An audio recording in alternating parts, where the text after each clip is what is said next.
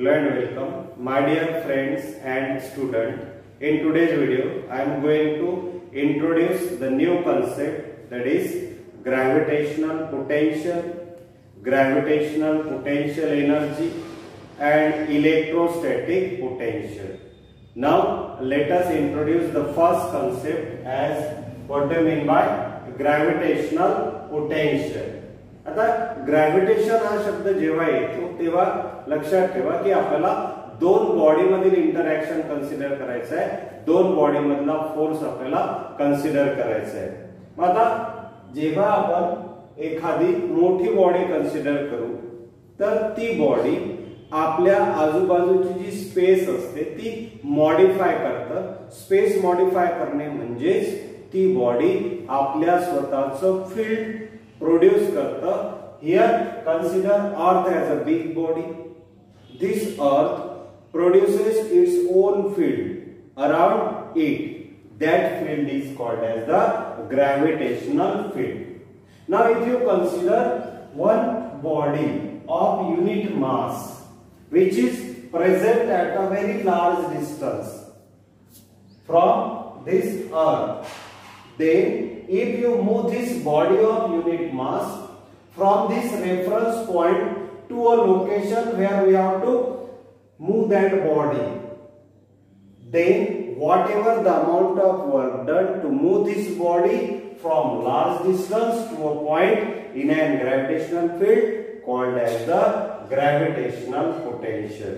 जेव्हा आपण एखाद्या बॉडीला की जे ऑलरेडी एका पर्टिक्युलर पॉइंटला प्रेझेंट आहे, ज्याचं मास 1 kg आहे, त्याला युनिट मास म्हणतो आपण. हा रेफरन्स पॉइंट झाला. इथून या बॉडीला जर आपल्याला अशा पॉइंटला शिफ्ट करायचं आहे की जो पॉइंट त्या ग्रॅव्हिटेशनल फील्ड मध्ये आहे, मग या लांब अंतरावरून या युनिट मास बॉडीला डिस्प्लेस करण्यासाठी जे काही वर्क डन आपल्याला करावं लागेल त्याच वर्क डनला म्हणतात ग्रॅव्हिटेशनल पोटेन्शियल. हे वर्क डन जे आपण करतो हे अगेन्स्ट किंवा हे जे डिस्प्लेसमेंट आपण करतो हे opposite to that of the gravitational force असतं, म्हणून इथे आपल्याला निगेटिव्ह साइन कन्सिडर करावं लागतं. बघा डेफिनेशन काय त्याची, amount of work done to move the body of unit mass from infinity means large distance to a point in a gravitational field, that is called as the gravitational potential, or work done per unit mass that would be needed to move an object or body to that location from a fixed location. हा झाला fix location किंवा reference location आणि हा झाला आपला required location. म्हणून मग इथे म्हटलेलं आहे work done per unit mass that would be needed to move an object to that location from a fixed reference location. एखाद्या बॉडीला ज्याचं मास 1 kg आहे त्याला रेफरन्स पॉइंट पासून अशा पॉइंटला की जो पॉइंट ग्रॅव्हिटेशनल फील्ड मध्ये आहे या पॉइंट पर्यंत डिस्प्लेस करण्याकरिता जे काही आपल्याला वर्क डन करावं लागेल that work done is called as the gravitational potential, and it is given by V equal to minus gm upon small r, where this small r is the distance of that body. Here capital G, that is the gravitational constant or universal gravitational constant, capital M, that is the mass of the earth. Now here gravitational potential energy means what? आता आपला त्याच्याशी related त्या बॉडीच्या position मध्ये बदल केल्यामुळे त्या बॉडीला ॲक्वायर्ड झालेली एनर्जी म्हणजेच gravitational potential energy. That is energy possessed or acquired by an object due to change in its position when it is present in gravitational field called as the gravitational potential energy. आता सुरुवातीला समजा एखादी body ही earth surface वर आहे. आता या बॉडीला जर मी A पासून B पर्यंत शिफ्ट करत असेल, डिस्प्लेस करत असेल थ्रू सम डिस्टन्स, तर अशा वेळेला त्याच्या पोझिशन चेंज मुळे त्याला इथे जी काही एनर्जी ऍक्वायर्ड झाली असेल त्या एनर्जीला आपण सिंपली पोटेन्शियल एनर्जी म्हणतो, पण ऍक्च्युअली ती कोणती एनर्जी असते? Gravitational potential energy. Clear? Gravitational potential energy म्हणजे काय? तर energy possessed or acquired by an object due to change in its position when it is present in gravitational field. आपण त्याला अशा पॉइंट पर्यंत नेऊ की तो पॉइंट पण कुठे असला पाहिजे? त्या ग्रॅव्हिटेशनल फील्ड मध्ये. मग या बॉडीच्या पोझिशन चेंज मुळे त्याला जी काही एनर्जी मिळाली त्या एनर्जीला आपण म्हणतो gravitational potential energy. Gravitational potential simply given by minus gm upon r, and gravitational potential energy is given by minus gm. Now you have to consider the mass of other body also which get displaced. ज्या बॉडीला आपण displace केलं त्याचं mass small आहे आणि capital आहे म्हणजे mass of the earth आणि r म्हणजे त्या दोन बॉडी मधलं distance, that is the small r. हे झालं ग्रॅव्हिटेशनल पोटेन्शियल एनर्जीचा फॉर्म्युला. जर लागला तर u equal to minus gmm upon r घ्यायचा आणि नुसतं ग्रॅव्हिटेशनल पोटेन्शियल पाहिजे असेल तर that is equal to minus gm upon r घ्या. Let us define what do you mean by electrostatic potential. It is simply the amount of work done to displace the unit positive charge from large distance to a point in an electric field, that is called as electrostatic potential, and we have to perform this work done against the electrostatic force.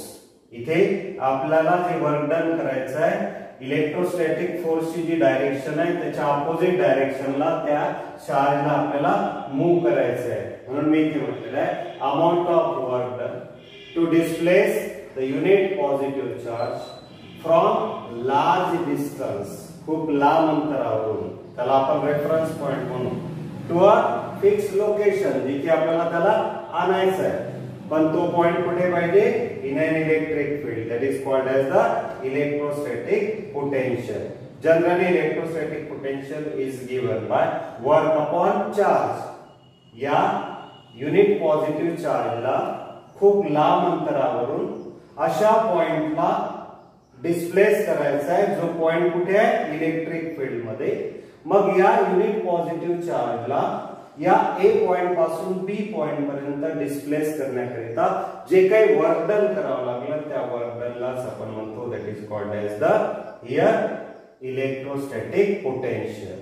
मग आता इथे जे काही आपण displacement केलं against the force, या दोघांचा product, force आणि डिस्प्लेसमेंटचा प्रॉडक्ट जे आपण नेहमी घेतो that is the work done, and this work done is stored in the form of energy known as electrostatic potential energy. म्हणून मग इथे the work done against electrostatic forces to achieve a certain configuration of charges in a given system. आपल्याला इथे आपण दोन charges पासून तयार होणारी इथे सिस्टीम कन्सिडर करतोय. एक चार्ज की ज्याचं मॅग्निट्यूड ग्रेटर आहे, त्याने आपल्या भोवती जी काही सराउंडिंग स्पेस मॉडिफाय केली आहे त्याला आपण म्हणतो इलेक्ट्रिक फील्ड. आता या मोठ्या चार्जच्या फील्ड मध्ये आपल्याला एक छोटा चार्ज ज्याचा मॅग्निट्यूड 1 कुलोम आहे अशाला आपल्याला डिस्प्लेस करून आणायचं आहे from a fix reference point to this point, that is from point A to B. Then whatever the work required to move this charge from A to B is nothing but the electrostatic potential, and whatever the energy now acquired by this unit positive charge because of this displacement is nothing but the electrostatic potential energy. Potential energy ही नेहमी जे आपण work done consider करूनच मिळतो. Work done, whatever the work is done just to displace that charge from one point to other point, this work done is stored in that body in the form of energy known as electrostatic potential energy. म्हणून मग इथे the work done against electrostatic forces to achieve, कशासाठी work done करायचं आहे? just to achieve a certain configuration. Configuration म्हणजे रचना. पहिले तो खूप लांब अंतरावर होता, तिथून आपल्याला आता अशा पर्टिक्युलर पॉइंटला आणायचा आहे त्या चार्जला की जो पॉइंट कुठे असला पाहिजे, त्या इलेक्ट्रिक फील्ड मध्ये असला पाहिजे. मग हे जे कॉन्फिगरेशन आपण दोन चार्जचं तिथे कन्सिडर करतोय, तर त्यामुळे त्याला मिळणारी जी काही एनर्जी आहे, that energy is called as the electrostatic potential energy. And that electrostatic potential energy is given by du equal to, or simply you can take as a u equal to F dot dr, where F is a electrostatic force and dr is the distance through which that unit positive charge move. So these are the 2 points which are similar to that of the earlier points, electrostatic potential and electrostatic potential energy. पुन्हा एकदा बघा, electrostatic potential म्हणजेच काय, तर amount of work done. जेव्हा potential it is a work done. मग gravitational असेल तर बॉडीला डिस्प्लेस करण्यासाठी केलेलं वर्क डन, आणि इलेक्ट्रोस्टॅटिक असेल तर चार्जला डिस्प्लेस करण्याकरिता केलेलं वर्क डन. हा दोघांमधला फरक लक्षात ठेवा. Amount of work done to displace the unit positive charge from large distance to a point in an electric field, that is called as electrostatic potential. जसं बघा, आता हा मोठा चार्ज घेतला मी प्लस क्यू, याच्या मॅग्निट्यूड वरून तो आपल्या आजूबाजूची जागा मॉडिफाय करतं, म्हणजेच याला आपण काय म्हणतो, electric field. The area around the charge where another takes charge experience the force of attraction or repulsion, that is called as the electric field. आता या दूरवर असणाऱ्या चार्जला आपल्याला अशा पॉइंटला डिस्प्लेस करायचं आहे की जो पॉइंट त्या इलेक्ट्रिक फील्ड मध्ये असला पाहिजे.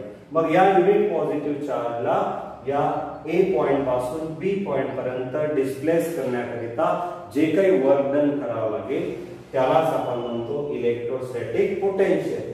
आणि या चार्जच्या डिस्प्लेसमेंटमुळे त्या चार्जला जी काही एनर्जी मिळाली त्याच एनर्जीला म्हणतो आपण electrostatic potential energy. That is the work done against the electrostatic forces to achieve a certain configuration of charges in a given system, that is called as the electrostatic potential energy, which is given by du equal to F dot dr. Now we have to derive expression for electrostatic potential energy. Now for that, let us concentrate on this simple figure. We have to consider the two charges, one large magnitude charge at a point O and another charge having small magnitude at a point A. म्हणून मी इथे capital plus Q आणि small इथे आपण Q घेतलेला आहे, तो पण चार्ज प्लसच आहे. दोन्ही आपण सिमिलर चार्जेस घेतोय. So let us consider the two charges, that is capital Q at point O and small q at point A. आता इथे आपल्याला त्यापैकी सुरुवातीला एक चार्ज कन्सिडर करायचा आहे जो O पॉइंटला आहे. So that's why right here consider a charge plus Q, that is the capital Q, placed at the point O as shown in figure. Then consider the another charge small q which is at a point A at a distance r1 from the first charge, from the origin O. जिथून आपण सुरुवात केली आहे तो point आपण O consider केलेला आहे, म्हणून मी सेकंड पॉइंट लिहिला. Late plus Q small q be the another charge that is placed at point A at a distance r1 from O. Now we have to displace that charge from A point to B point. आता आपल्याला या चार्जला थोड्या distance मधून displace करायचा आहे.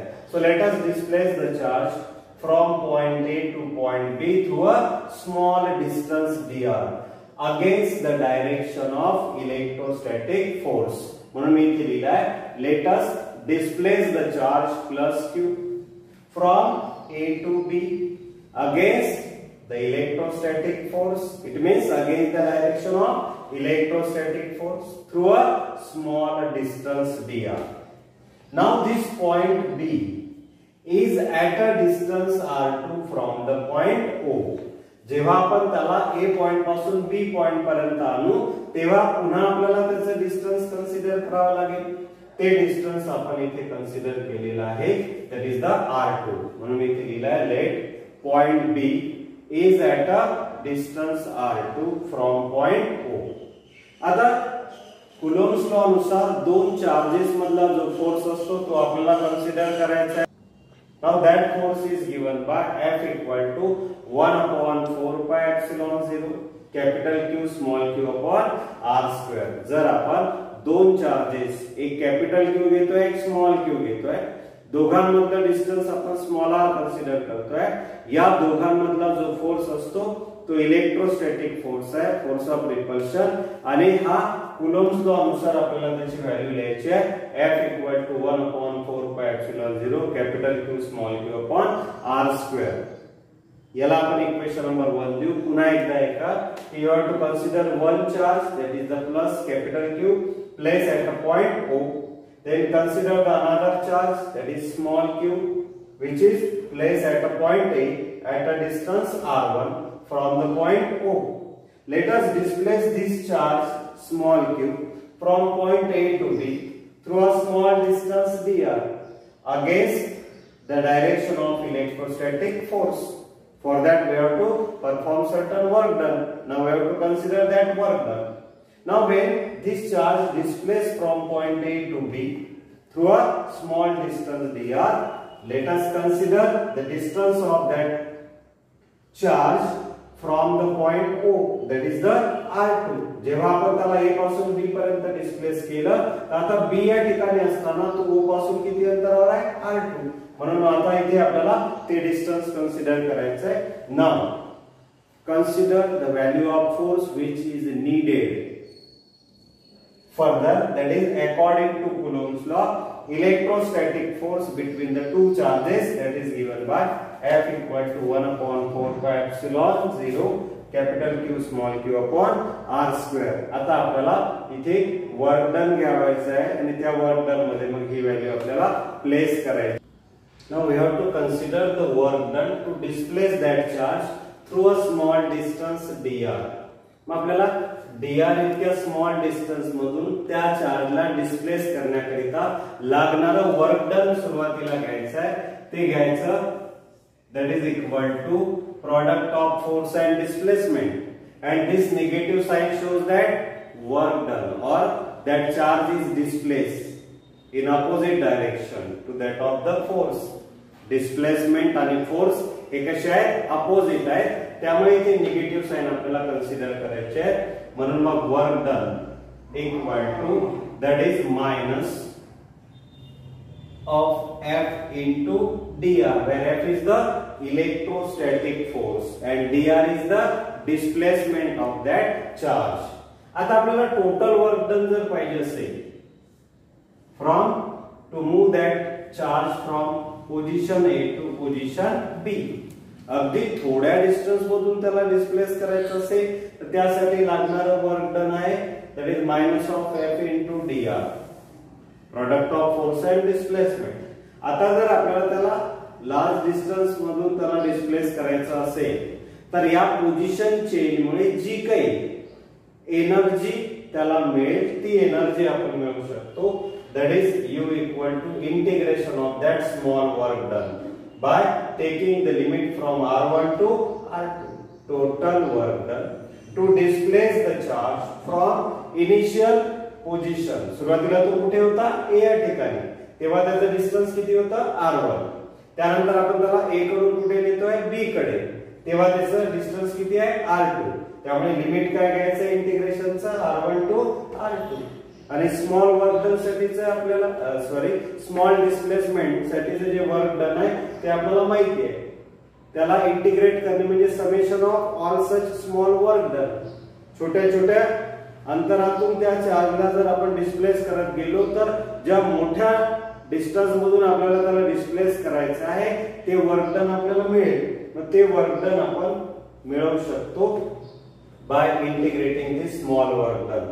मग या work done मुळे त्याला जी एनर्जी ऍक्वायर्ड होईल ती आहे इलेक्ट्रोस्टॅटिक पोटेन्शियल एनर्जी, म्हणून इथे dw न लिहिता du लिहिलेला आहे. It means small electrostatic potential energy. This is the total potential energy u equal to integration to the limit from r1 to r2 du. आता या du ची व्हॅल्यू ठेवा, that is minus of f into dr. आता आपण Coulomb's law नुसार electrostatic पोटेन्शियलचे electrostatic force ची value आपण घेतली 1/4πε0 capital Q small q upon r square आणि dr ला तिथेच ठेवा. आता यापैकी ज्या कॉन्स्टंट टर्म आहेत capital Q small q upon 4πε0 आणि निगेटिव्ह साइन हे आपण इंटिग्रेशनच्या बाहेर घेतली. मग इंटिग्रेशन मध्ये काय शिल्लक राहिलं 1/r स्क्वेअर इनटू dr. या फंक्शन वरून आपल्याला ठरवता येतं कोणत्या टर्म कॉन्स्टंट आहे, कोणत्या टर्मचं आपल्याला इंटिग्रेशन घ्यायचं आहे. मग आता इथे capital Q small q upon 4πε0 हे आपण फंक्शनच्या बाहेर काढल्यामुळे इंटिग्रेशनच्या बाहेर काढल्यामुळे आपल्याला केवळ इंटिग्रेशन घ्यायचं आहे 1/r स्क्वेअरचं. पण आपल्याजवळ जो फॉर्म्युला आहे तो integration of x to the power n dx आहे. न्यूमरेटर मध्ये असलेल्या जे काही व्हेरिएबल आहे त्याचा पॉवर n असेल तर याचं इंटिग्रेशन करतो आपण x to the power n plus 1 upon n plus 1. या फॉर्म्युल्याचा आपल्याला वापर करायचा आहे.